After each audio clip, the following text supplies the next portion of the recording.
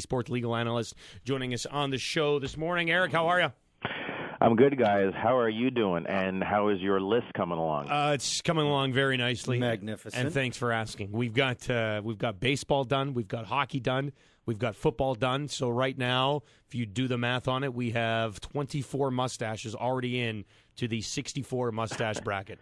You guys have more lists than a suburban mom of 4 living in Wyoming. Wow.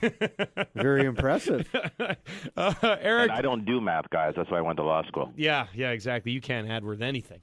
Eric Mackermello with us. He's our Team 1260 Sports legal analyst. Eric, a lot of stuff.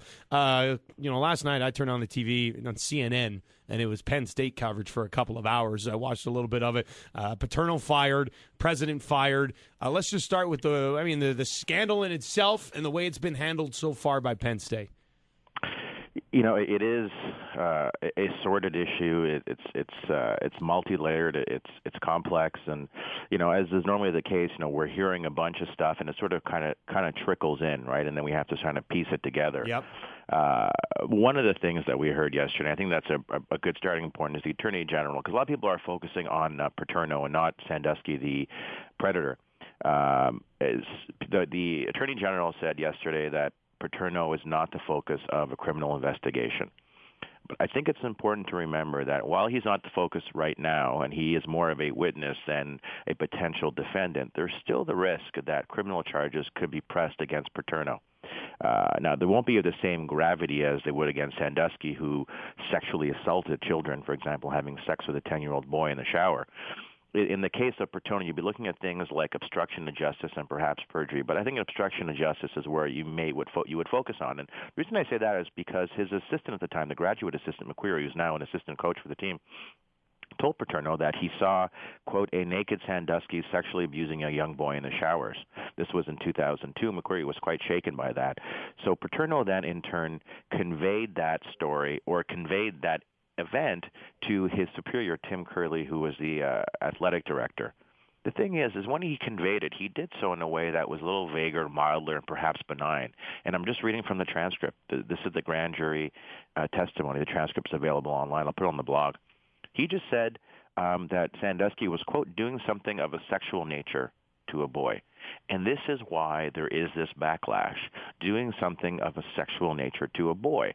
Okay, that could encompass a number of events, but I think you would agree reasonably it doesn't encompass an adult male of over 200 pounds having anal intercourse with a 10-year-old boy in the shower. And so when Paterno conveyed that, people were saying, well, look, you didn't do so in a responsible way. You were vague. And if you were intentionally vague, if you did so to withhold evidence to thwart a criminal investigation, then that can give rise to a charge for obstruction of justice. So that's on the criminal side. And then on the civil side, everybody, guys, everybody from Paterno, Sandusky, Tim Curley, Gary Schultz, the vice president of Penn State, Spanier, who's the president, or was the president, of Penn State, resigned last night. They're all open to a claim for negligence. This is a civil claim. We've discussed this in the past a few times, 2 separate streams. The first one's a criminal stream. The second one's a civil stream. Criminal stream, obviously, if it's a crime, you toss the guy in jail or fine them. Civil stream is when you sue for money. So by way of example, with O.J. Simpson, you had the criminal stream. He was able to get off because, as we know, the glove did not fit, so you had no choice but to acquit. The second stream is the civil stream. The Goldman family sued him for money for killing their son, and they were successful. The standard to kind of make out your case in a civil case is lower. They could sue Paterno and all these guys for negligence. And the reason I say that is because they had knowledge of Sandusky's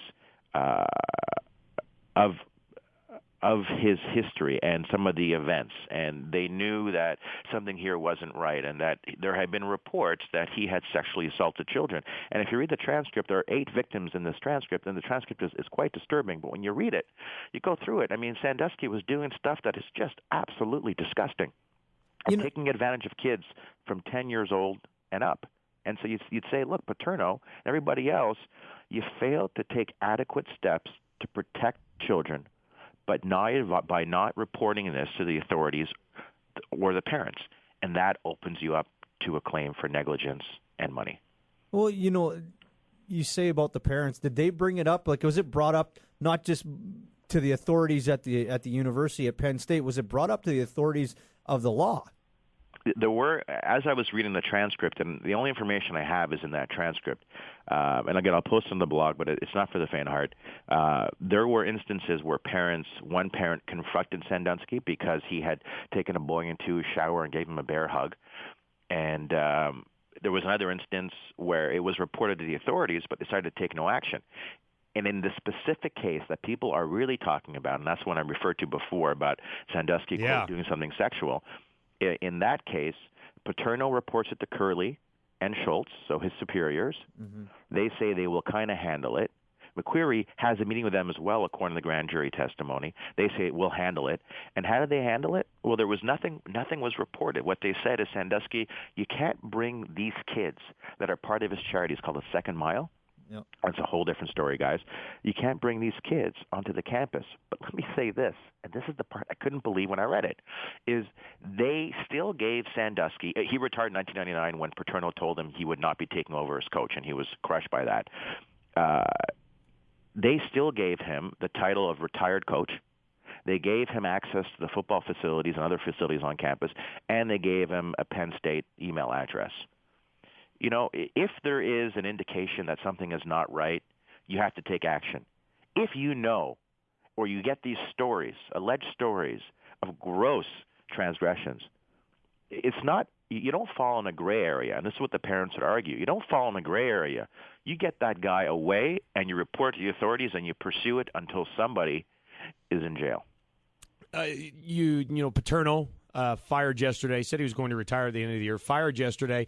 McQuarrie, who is now an assistant coach of this team, remains on the sidelines. Are you surprised that he wasn't canned either? He's allegedly the guy who saw this go down. I'm not. I'm not surprised. Perhaps before, if I hadn't read the transcript, I would be surprised. But if I am to take what is in the transcript as being credible, and the grand jurors, by the way, they said this in the transcript, they found McQuarrie testimony to be highly credible, and they thought that Curley and Schultz were lying, and hence we have the perjury charges. There's also the charge of failure to report a crime, which is actually a crime in the U.S. I say I'm not surprised, Kyle, because in the transcript, he told Paterno, superior, he told Curley and Schultz and had a meeting with them, and then he was told, okay, we're going to handle it moving forward. So he put in the hands of his superiors, and at law, under Pennsylvania state law, that's what you're supposed to do. Is it an ideal outcome? No. But were McQuarrie's actions reasonable in the circumstances? I think yes. We're talking years and years here of investigations, aren't we? We are, because in this transcript, again, I keep going back to it, you have 8 victims. You have 8 victims over a period of about 10 years or so, or fewer. And a lot of these victims, guys, come from Sandusky's Second Mile Foundation. It is a foundation that is set up to assist troubled kids from dysfunctional families, but also who may have some developmental disabilities, And Sandusky set this foundation up. And this is where he picked off his victims one at a time. We don't know the extent of his actions. We don't know how much Paterno knew. We don't know how many other reports were made to Curley and Schultz or Spanier, the president, or anybody else, and weren't acted on. We have no clue as to the extent of the tentacles here. What is the reach of this case? Any of those 8 victims could come out and sue, but other victims could come out and sue. Other stories could come to bear, and then criminal charges could be pressed. We could learn a lot more.